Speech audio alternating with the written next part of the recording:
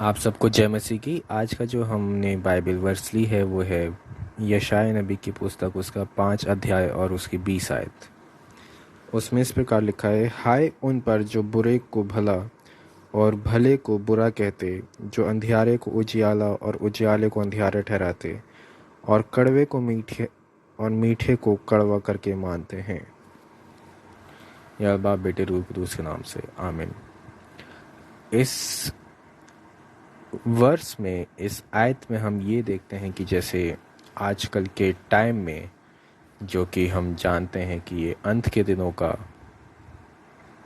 Time चल रहा है, इसमें हम देख सकते हैं कि हम लोग और हमारे सामने जो है वो लोग बुरी बातों को अच्छा मानकर काफ़ी उसका एडवर्टाइजमेंट करते हैं, उसका प्रचार प्रसार करते हैं। जो चीज़ें गलत हैं उनको वो सही ठहराते हैं और जो चीज़ें सही हैं उनको वो गलत ठहराते हैं। वो बाइबल की बातों को लेके अगेंस्ट हो जाते हैं, क्योंकि शैतान इतना भरमा देता है हमारे मनों को, लोगों को, संसार को, जिससे कि हम गलत रास्ते पे चलने लगते हैं। कि जो गलत चीज़ें हैं वो हमें सही नज़र आती है, क्योंकि शैतान जो है वो गलत चीज़ों को इतना नॉर्मलाइज करने पे लगा हुआ है कि हमें लगता ही नहीं कि वो चीज़ें गलत हैं। और जो सही करता है लोग उसे गलत मानने लगते हैं, लोग उसे अपने आप से दूर करने लगते हैं, उसका विरोध करने लगते हैं। जैसे अगर कोई सिस्टम के खिलाफ आवाज़ उठाता है तो लोग उसी आवाज़ को दबा देते हैं। जो आगे लिखा है, जो अंधियारे को उजियाला और उजियाले को अंधियारा ठहराते, who put darkness for light and light for darkness। कि जो अंधकार की बातें हैं, जितनी शैतानी बातें हैं, हम लोग या हमारे आसपास के लोग उसे बहुत ही ग्लोरीफाई करते हैं। एक एग्ज़ाम्पल, जैसे कि कोई अगर बहुत ज़्यादा शराब पीता है, अगर वो गरीब है तो लोग उसे ड्रंक कहते हैं, पियक्कड़ कहते हैं, बेवड़ा कहते हैं। लेकिन अगर उतनी ही शराब एक अमीर इंसान पीता है तो लोग कहते हैं कि उसका लाइफस्टाइल बहुत अच्छा है।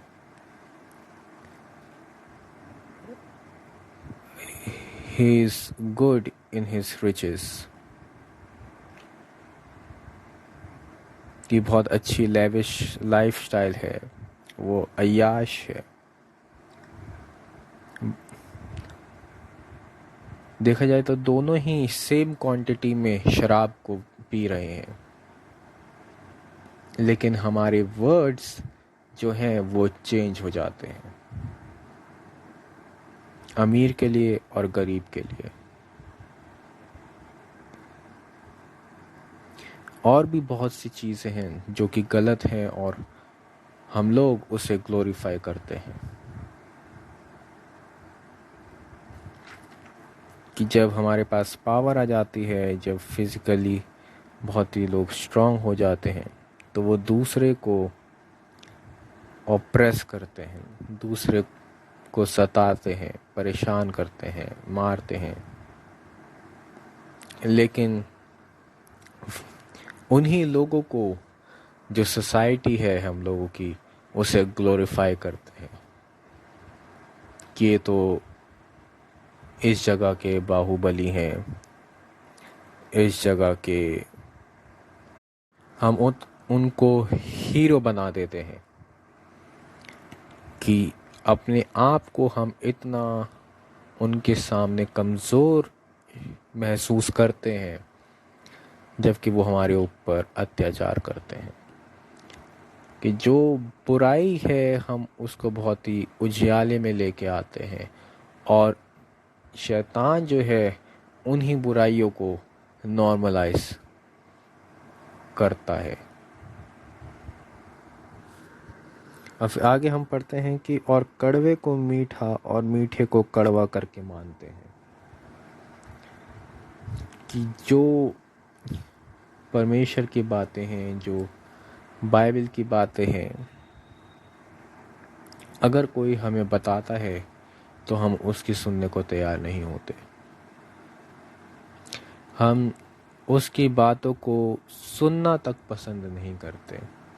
लेकिन अगर कोई जो बुराई करता है, जो बुराई फैलाता है, हम उसे एकदम से मानने लगते हैं, उस इंसान को फॉलो करने लगते हैं। हम देखते हैं अपने आसपास टीवी में, सोशल मीडिया पे किस तरह की बुराई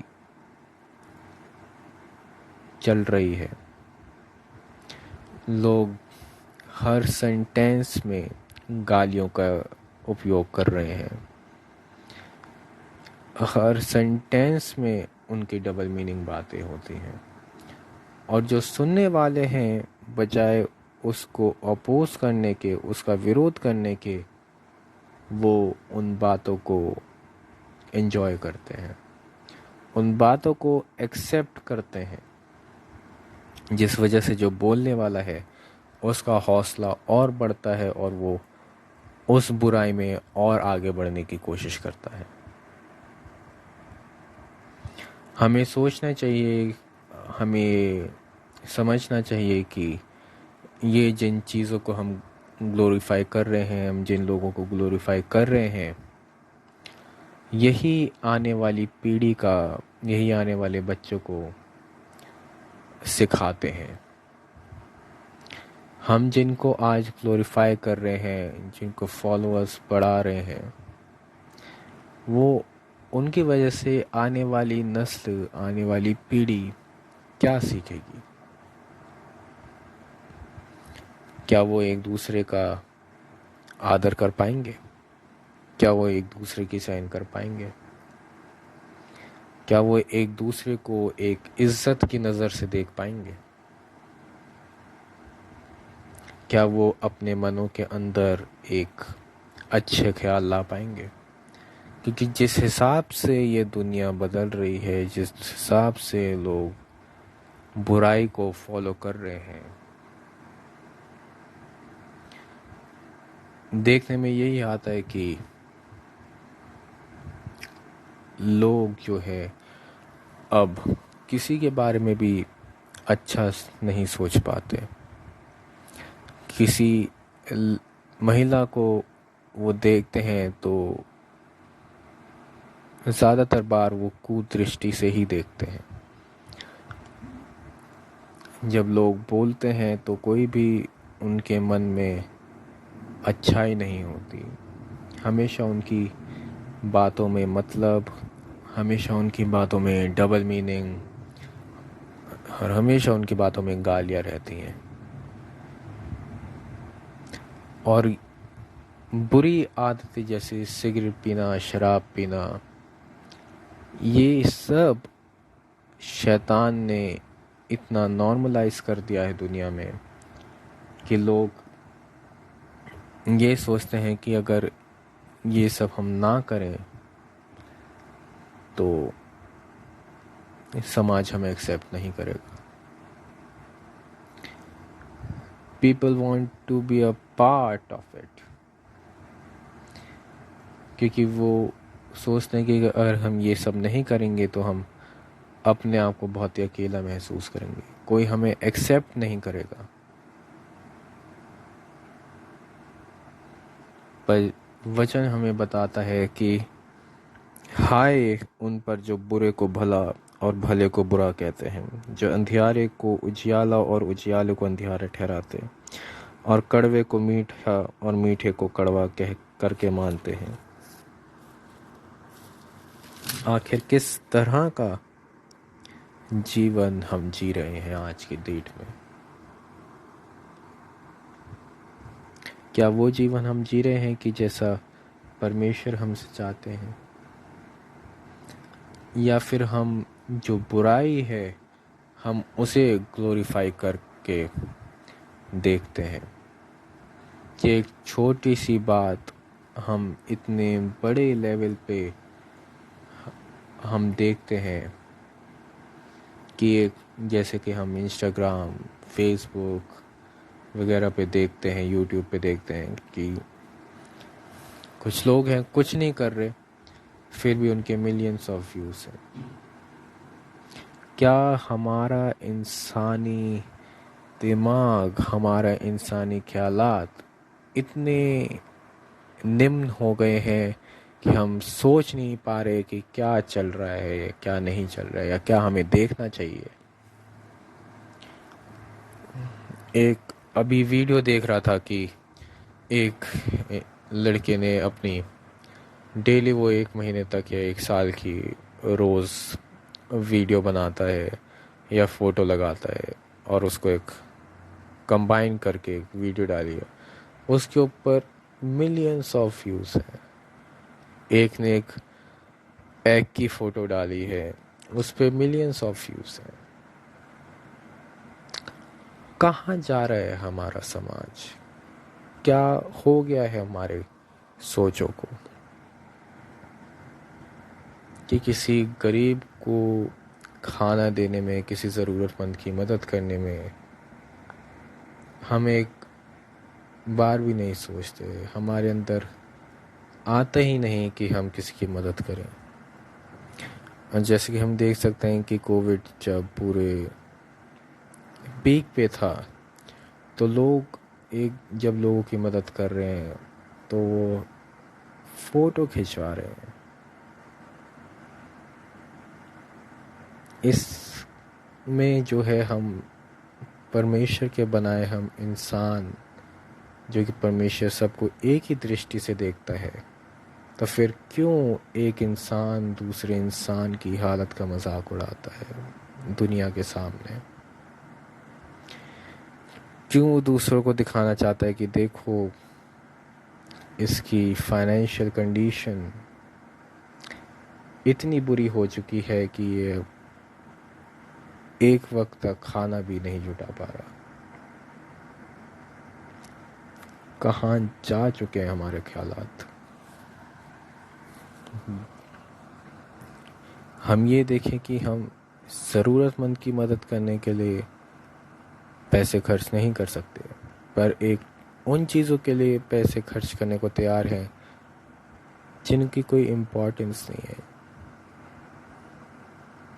जैसे आईफोन। 1 लाख, 1.5 लाख, 2 लाख का फ़ोन। सोच के देखिए, वही सब चीज़ें आपको एक 10-15 हज़ार के फ़ोन में मिल जाती हैं। लेकिन अगर हम बात करें किसी को 500 या 1000 देने की, किसी की मदद करने के लिए, तो हम तैयार नहीं होते।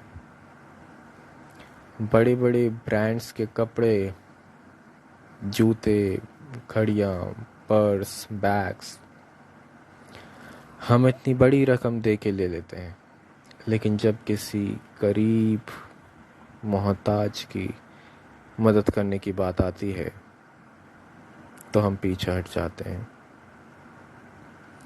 हम उसको बात को एक कान से सुनते हैं और दूसरे से निकाल देते हैं। आखिर हमारा इंसानी वजूद कहाँ जाता जा रहा है? यीशु मसीह कहते हैं कि मांगो तो तुम्हें दिया जाएगा, ढूंढोगे तो पाओगे, खटखटाओगे तो तुम्हारे द्वार खोला जाएगा। हम मांगते हैं सिर्फ हम अपनी सेल्फिशनेस की वजह से हम चीज़ों को मांगते हैं। हम चीज़ों को मांगते हैं कि हम दूसरे को नीचा दिखाएं। हम मांगते हैं कि हमें जिस्मानी ज़रूरतें जो हैं या संसारिक ज़रूरतें जो हैं, हम उनको बिल्कुल टॉप प्रायोरिटीज़ पे रखते हैं। बहुत बार हमारे अंदर इतनी जलन, इतना द्वेष, इतनी बैर भावना होती है कि हम परमेश्वर से वो मांगने लगते हैं जो हमें नहीं मांगना चाहिए।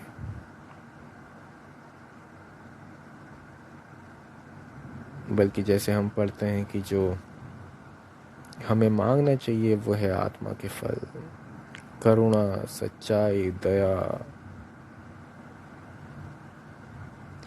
और प्रेम की भावना। और हम मांगते हैं तो क्या, सांसारिक चीज़ें। लोग इतना गिर चुके हैं इस ब्रांड्स और इस फैशन के चक्कर में कि हमें समझ नहीं आता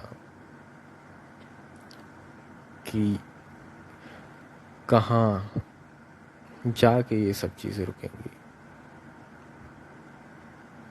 ये सारी चीज़ें वो अंधकार की चीज़ें हैं जिनका कोई अंत नहीं। लालच हमारे इतना अंदर भर देता है, ग्रीड और टेम्पटेशन हमारे अंदर शैतान इतना भर देता है कि हम बड़ी बड़ी ब्रांड्स को, बड़े बड़े सेलिब्रिटीज़ को हम ऐसे देखने लगते हैं कि जैसे वो उनसे ऊपर कोई है नहीं, और अपने आप को हम इतना उनके सामने नीचा महसूस करने लगते हैं कि हम उनकी तरह बनना चाहते हैं। बल्कि हमें ये समझने की ज़रूरत है कि जो चीज़ हमें फ्लैशी दिखती है, जो चीज़ें हमें लाइमलाइट में दिखती हैं, वो वैसी होती नहीं। जितने भी ब्रांड्स हैं, जितने भी सेलिब्रिटीज़ हैं, उनका जीवन इतना अंधकार में होता है कि सारी तरह की बुराइयां उनके जीवन में पाई जाती हैं। ये जितने ब्रांड्स के ओनर हैं, ये सब इतना पाप में डूब चुके होते हैं जिनसे निकलना उनके लिए नामुमकिन सा होता है। और शैतान हमें इन चीज़ों की तरफ इतना अट्रैक्ट करवा देता है कि जो मसीह के पीछे चलने वाले लोग हैं, जो लोग सिंपल हैं, जो लोग अपनी नॉर्मल लाइफ जीते हैं, वो इस तरह इन चीज़ों की तरफ अट्रैक्ट होने लगते हैं कि वो मसीही बातों से, अपनी सिंप्लिसिटी से वो दूर होने लगते हैं। बहुत से लोग हम देख सकते हैं कि जब वो मसीही में होते हैं, जब वो मसीह में होते हैं तो उनकी लाइफ कुछ और होती है, लेकिन जैसे जैसे वो मसीह से दूर होने लगते हैं तो उनकी लाइफ बहुत बदलने लगती है।